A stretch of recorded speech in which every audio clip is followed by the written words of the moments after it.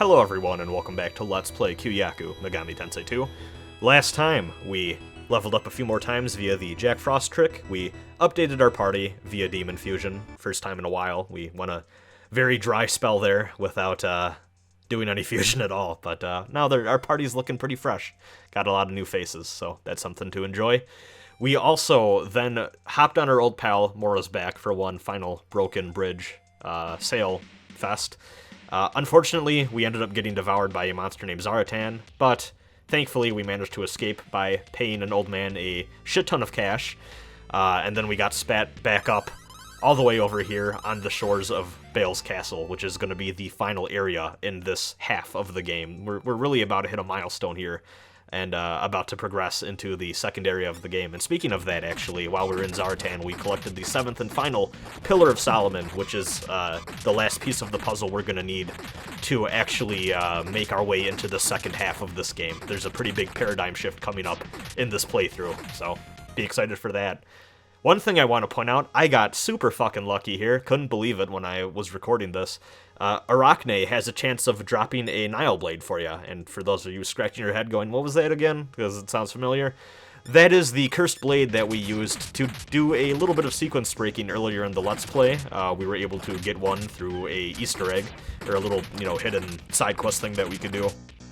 Now, Arachne has a pretty small, I believe, chance of dropping another one, so we're going to be able to use that to our advantage and make pretty quick work of this boss, fortunately, so that's another thing to look forward to. But yeah, I got really lucky with that. I really couldn't believe it. And also, while I'm here, I do have to apologize because I believe I forgot to show this off, but you are technically barred from entering Bale's castle, even though that there's a bridge leading down here. I believe if you try to cross it, I can't remember if the bridge is out or if there are guards posted there or what the excuse the game gives you is, but you can't go there. You actually have to go through Zaratan and then get spat out here on the shores before you can use that bridge. After you go through Zaratan, that bridge opens back up, and you don't have to worry about ever going back through Zaratan ever again, I believe, unless you, forgot about the pillar or you missed out on the pillar. Then you probably have to go back, which sucks. As you can see, the first part of the dungeon here is actually a town with a lot of gambling areas and some healers, and I believe it has pretty much everything you need. I'm pretty sure there's a Cathedral of Shadows in here, too. There's an armor shop, so you can take advantage of that. As I've stated earlier in the Let's Play, the gambling areas get progressively more and more rewarding the further into the game you get, so these areas will actually be the best bet if you want to grind up for more cash. There's also a special thing to do with Codebreaker here, which I will explain, I believe, next episode right away. We'll do it. It is a very, very silly and ridiculous side quest thing that most people who aren't playing this game with save states will probably never do, and I probably don't recommend that you do it, but I decided to take the liberty of doing it the hard way, god damn it, and I'll show it off. And if you're confused about what I'm talking about, don't worry, it will become clear to you soon.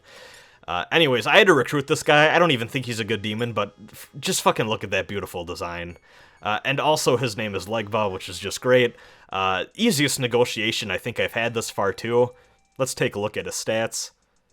He comes with Mudon, which is excellent, because that means that you can cast Mudon, instant kill an enemy demon, and then Takuma can grin and say it's a shame that your friend died of Legba. And then the other demons in the party will be like, what are you talking about?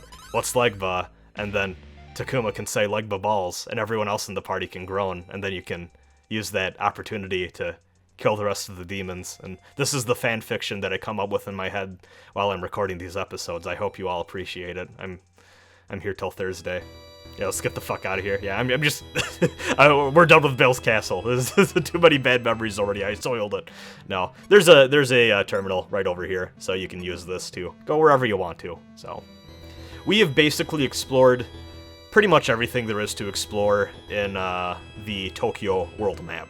So, hope I'm not spoiling too much about what the paradigm shift I hinted at earlier is in this game. But yeah, we're about to say goodbye to Tokyo for a little bit here. I have to say, Bale's Castle, pretty solid dungeon. It's not too long, not too short. It'll last us this episode. feels, in a way, kind of feels like a, I don't know, it kind of reminds me of like a Kyuuyaku Megami Tensei 1 area. Maybe it's just that the fact that the tile set kind of reminds me of, the Sky City of Bien or something. I don't know. It feels very much so like a classic Megaten 1 dungeon because of its length, though it's definitely not as long as any of those by any means. Demons here aren't too tricky. You don't have too much to worry about, honestly, especially if you've kept up with your demon party fusions. I think you're pretty safe going through here with, you don't need the latest and greatest equipment or anything either. As long as you have enough healers in your group, you should be good to go. The boss stuff at the end can be, I think, maybe a little tricky compared to what we've seen so far, but it's not that bad. I think you should be just fine. I think the game is about to get a little trickier and have a little bit more of a wall coming up. And that is, I think, more to do with area design than anything else. So maybe start to get prepared and think about that a little bit if you've been slacking on, upgrading your character's equipment and party and all that. Just to save you a little bit of a headache later and stop you from slamming into that wall. Sometimes I think that's a good thing to keep in mind with RPGs is the more you put off stuff like that, the more you run the risk of hitting a frustrating point where it feels like you're not making any progress at all. And sometimes it just helps to be making those little micro optimizations every now and again along the way, just so that when you do hit those walls or those obstacles, you don't have to do as much work all at once, Just a classic thing of procrastination, I guess, that applies to life as well. If you do a little at a time, when you do hit that time where it's like, God damn, I gotta do a lot of work at once, at least you did some of it leading up to it. Life lessons with Rosenbrand. Fighting a big flock of Humbaba here. I need to get back to it. I was reading the Epic of Gilgamesh not too long ago, just for funsies. Because, I was just like, this is one of the oldest pieces of fiction ever. And I'm kind of, I feel like I should read it, just as someone who's interested in mythology and all that. I was familiar with the tale and kind of the deal behind it, but I was like, I've never actually read it. So I sat down and downloaded a modern translation off of the Kindle store and just kind of had a good time with it. It was fun to go back and just kind of see a very, very ancient story like that and just kind of see the hero's journey from all the way centuries ago and kind of the basis for a lot of stuff like that. Gotta say, I was pretty fascinated actually going back through and I guess looking at the discourse behind the Epic of Gilgamesh and where it stands in modern academia, because it honestly kind of just sounds like the fandom side of the internet, but way more pretentious, and people get paid a lot of money to talk about this shit rather than people like us who just kind of, geek over anime and bullshit. Like, people arguing over whether or not characters are supposed to be gay, people arguing whether certain translations are correct or how literal certain translations for be versus cultural interpretation. Like, it really just sounded like kind of like an anime forum, but people who owned museums and were like professors with like 80 billion degrees talking about this shit. It was very funny to look into all that stuff and seeing where people are at with all that.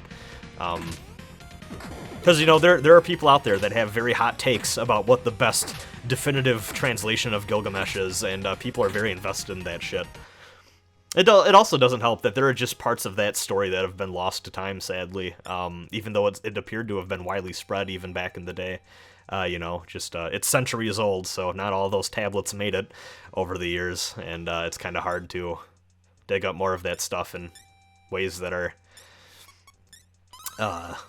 salvageable.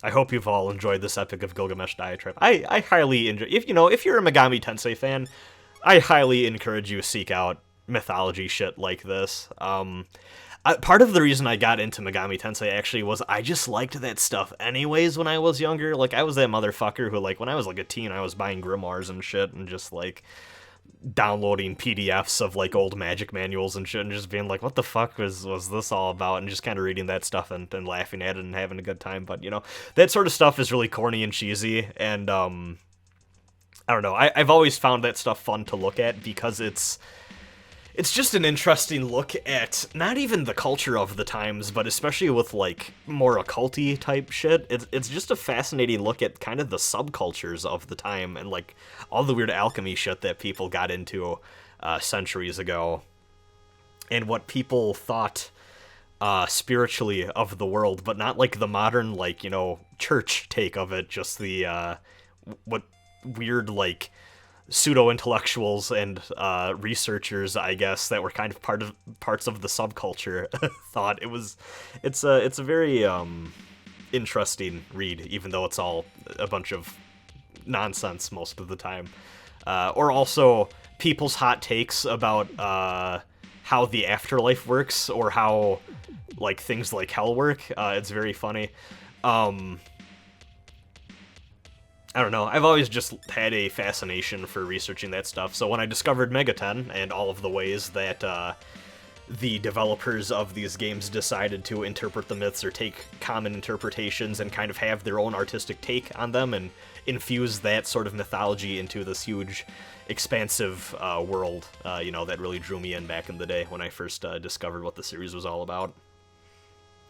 But, you know, if you kind of discovered these games first, and or just RPGs in general, I think RPGs are a very popular gateway for younger people into learning about mythologies and other cultures, spiritualities, and stuff like that. You know, I think, you know, maybe if that catches your attention a little bit, do some research, look, you know, buy some books and read some shit. It's fun to learn about. It's a very interesting way to just research and learn more about the past and history and, you know, other peoples and beliefs that were commonly held for centuries.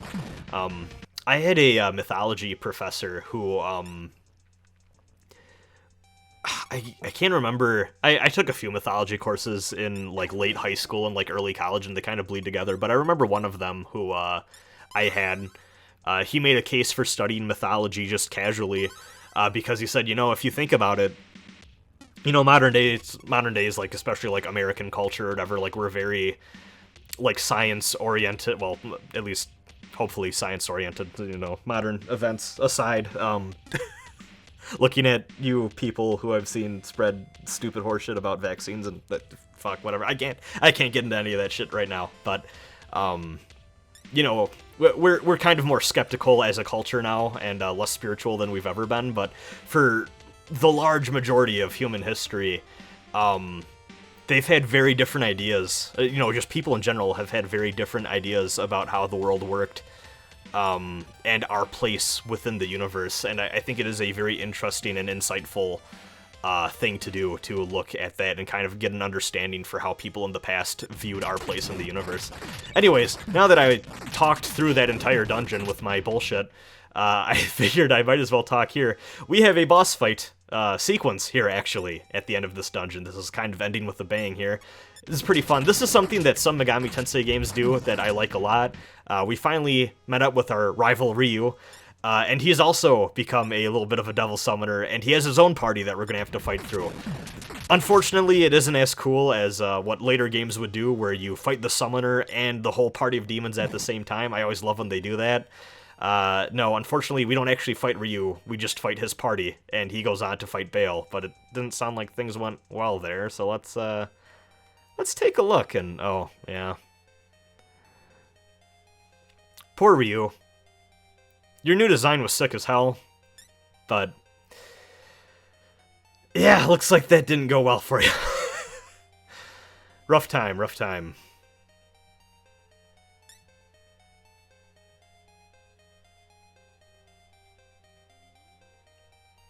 I do like that he admits, like, ah, shit, I really fucked that one up at the end here with his dying breath. And I really like this Bale design. It's not very Bale-esque in the ways that Bale is commonly depicted, but, you know, it's a good demon design. I think it does a good job of being a good climactic boss fight for this arc of this story. So I don't really have anything too specific to say about this boss fight, so I kind of just want to talk about the story more. Apologies if you wanted to hear my hot strategies, but because I picked up that Nile Blade, I don't really got a lot to say, not gonna bullshit for you.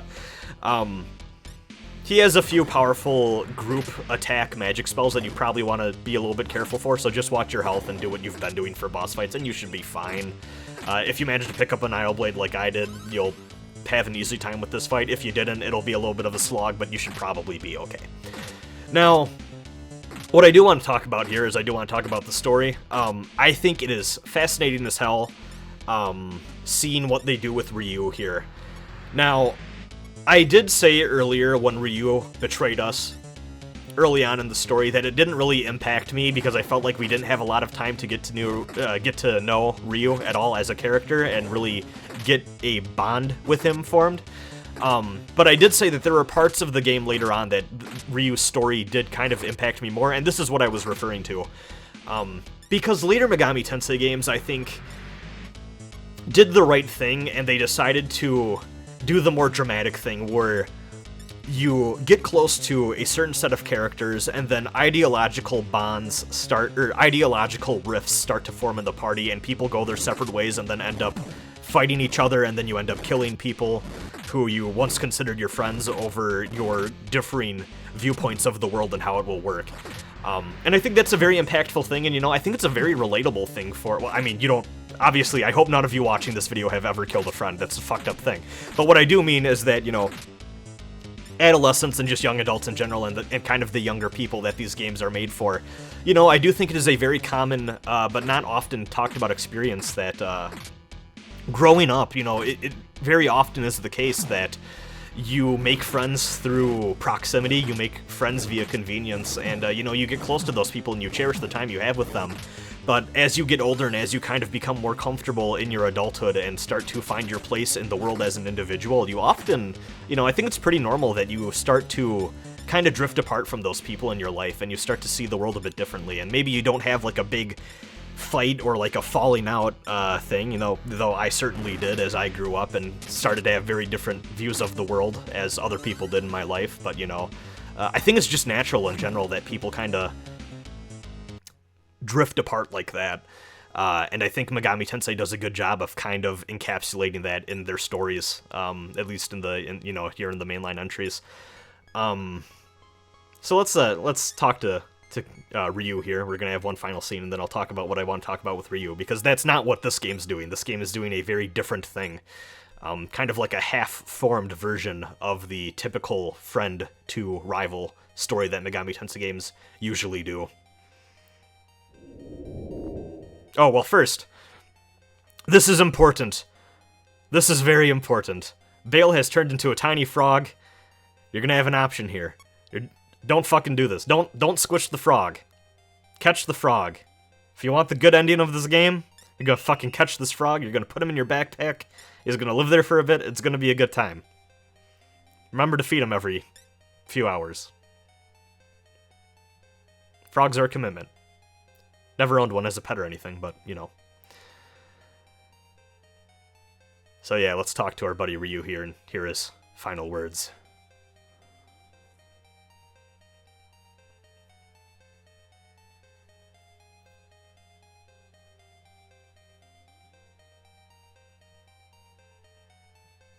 So yeah, looks like we're headed for the fucking demon world to face the real antagonist.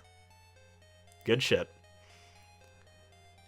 But yeah, just to wrap up the episode, what I do want to say is I do find this game's depiction of the friend to rival story emotionally evocative in a different way, because it kind of just hits a different thing that I think people also go through just growing up through life, and that is the, sometimes you'll have friends in your lives who just make bad decision after bad decision, and it's like you're in the passenger seat and they're driving to the brick wall, and as much as you wish you were in the driver's seat and you could slam on the brakes for them,